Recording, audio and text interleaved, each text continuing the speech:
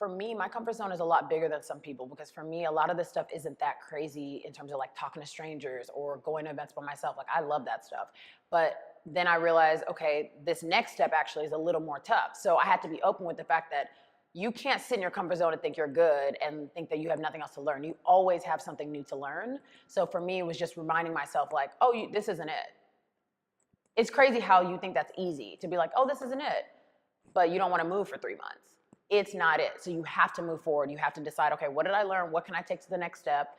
And that's not just something I've learned. That's something I've watched other people teach me in their comfort zones, and they're pushing themselves. I'm like, I have to learn from that. I have to get that much crazier. Every step I think like, I did it. You ain't do nothing. You got to go that much harder. You got to go that much further, that much faster. And I think eventually everything becomes your comfort zone because you beat it all. You beat it all. That's when you're like, dang, like none of this scares me anymore. I'm not there yet, but soon. I would tell my audience and other creatives, do whatever you want. Do whatever you want. Like, I know people don't understand what I mean when I say that, because you can't actually do whatever you want, but do whatever you want. Because when it's your goals and your dreams, you have to understand that there might not be a path for you. So you got to create it, which means you have to do whatever you want. You have to decide, I'm going to interview the celebrity. I'm going to make them have an emotional impact with me. We're going to have a conversation. Somehow I'm going to get their number. I'm going to follow up for lunch. I'm going to get them on this show.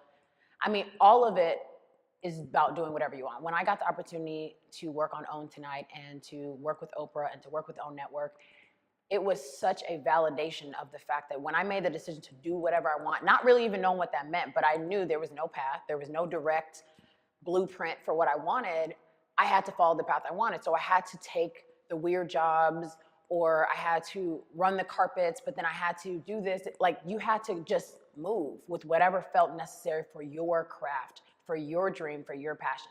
That was doing whatever I wanted to do. And then all of a sudden you get this amazing call that's like, hey, we see you and we love what you're doing, and we don't need you to change anything about it. We just need you to bring that to this huge network with your hero, and she's gonna mentor you, and you're gonna get to do whatever you want. Literally, that's my job right now.